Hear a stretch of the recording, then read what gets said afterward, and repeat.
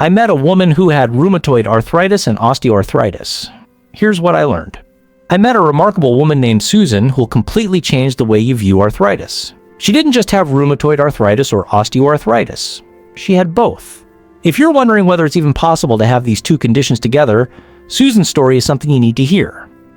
Hi, I'm Dr. Scott. As a physician, I've treated many patients with arthritis, but meeting Susan made me realize just how much confusion there is around these conditions.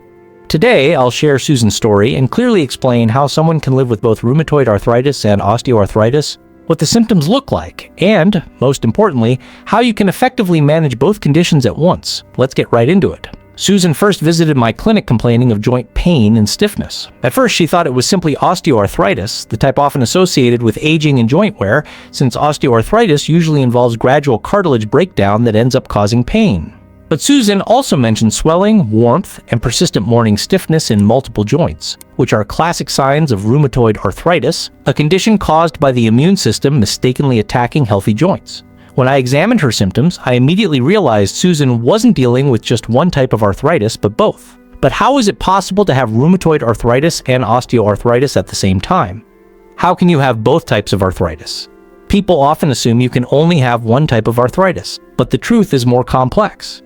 While rheumatoid arthritis is an autoimmune condition that causes joint inflammation, osteoarthritis results from mechanical wear and tear on joints.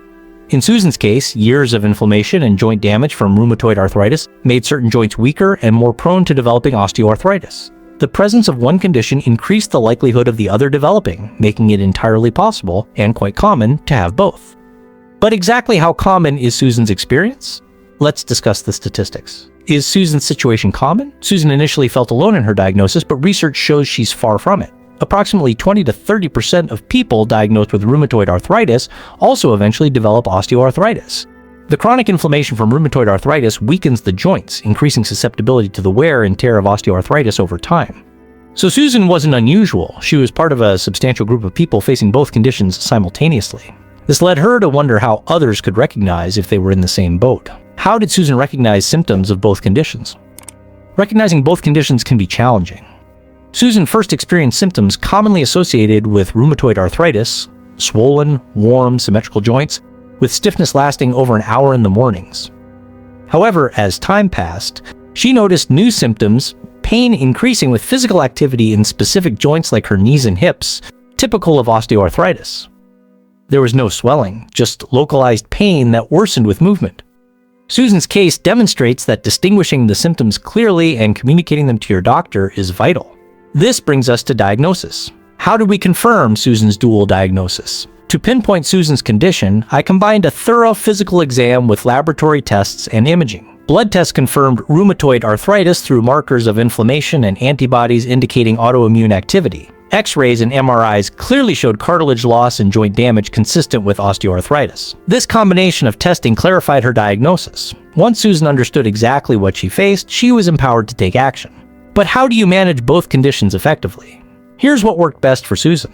Because rheumatoid arthritis and osteoarthritis have different underlying causes, treatment for both must be carefully balanced. Susan began disease-modifying medications to control rheumatoid arthritis inflammation. We also incorporated physical therapy, targeted exercises, weight management, and occasional joint injections to manage osteoarthritis symptoms. Most importantly, we closely monitored both conditions with regular checkups. Susan's story highlights how crucial it is to collaborate closely with your healthcare team, addressing both conditions in a holistic way.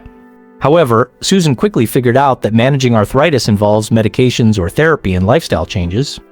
Susan took charge of her lifestyle, making small but significant changes. She incorporated gentle daily exercises like walking, stretching, and swimming to maintain joint flexibility. She adopted an anti-inflammatory diet rich in fresh vegetables, lean proteins, and omega-3 fats, noticeably improving her inflammation levels. Lastly, Susan prioritized her emotional wellness, managing stress through mindfulness, meditation, and better sleep habits. These lifestyle shifts didn't just reduce her arthritis symptoms, they also improved her overall quality of life drastically. In just a moment, I'll quickly recap what Susan's experience taught us and outline actionable steps you can take if you're dealing with both forms of arthritis. But first, let's quickly connect. Have you or someone you know experienced symptoms of rheumatoid arthritis, osteoarthritis, or both? Please share your story in the comments. And while you're there, giving this video a quick thumbs up helps ensure more people see Susan's important story. Here's a quick recap. 1. Rheumatoid arthritis involves autoimmune inflammation and osteoarthritis results from cartilage wear and tear. 2. It's possible and relatively common to have both conditions simultaneously.